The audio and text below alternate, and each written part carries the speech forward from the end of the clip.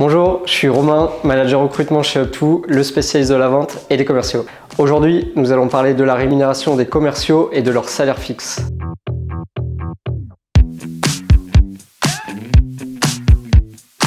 La semaine dernière, Christophe vous présentait les grilles de salaire de notre étude nationale menée auprès de 90 000 candidats.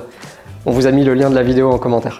Le grand enseignement de cette étude, c'est que les commerciaux sont surtout attentifs au salaire fixe. Ils sont prêts à prendre un package légèrement inférieur, mais avec un fixe plus élevé. C'est un changement qu'on observe depuis plusieurs années. Et ce changement a un impact majeur sur les entreprises. Dans cette vidéo, nous allons nous pencher sur les raisons de cette évolution et de ce que ça implique pour les dirigeants. La raison numéro 1, c'est évidemment le contexte économique.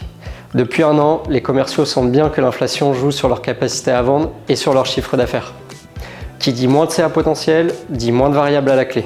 Cette incertitude les pousse à les sécuriser au maximum la part fixe de leur rémunération. La raison numéro 2, c'est la nature même du fixe et du variable. Le salaire fixe est perçu comme la valeur intrinsèque du collaborateur, notamment chez les jeunes générations. Et un fixe faible peut renvoyer l'image d'un manque de valorisation. Alors, quelles conséquences pour les entreprises? Conseil numéro 1, réfléchir à la répartition fixe-variable.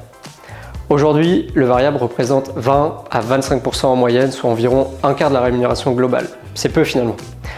Il était courant de voir des plans de rémunération à 50 ou 80% de variables, mais en réalité, les objectifs sont peu atteints et cela génère de la frustration et des départs. Ce qui nous amène au deuxième conseil. Conseil numéro 2, définir des objectifs atteignables. Proposer un salaire à 80 000 € à objectif atteint, c'est intéressant quand on a une véritable chance d'y arriver.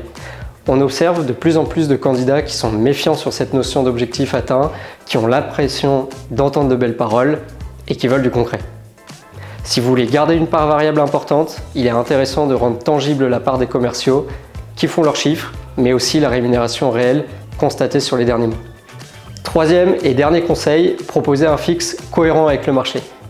Et pour cette recommandation, je vous invite à regarder les chiffres de notre étude. Ce ne sont plus du tout les mêmes ordres de grandeur qu'il y a 3 ou 4 ans. Les jeunes diplômés, par exemple, se projettent sur 30 à 35 000 € de rémunération fixe avec un salaire global qui peut grimper jusqu'à 45 000 €. Mais la rémunération n'est plus l'unique priorité des commerciaux. La semaine prochaine, nous aborderons dans une nouvelle vidéo ce que les entreprises peuvent mettre en place au-delà de la rémunération pour attirer et fidéliser leurs bons commerciaux. À bientôt et vive la vente!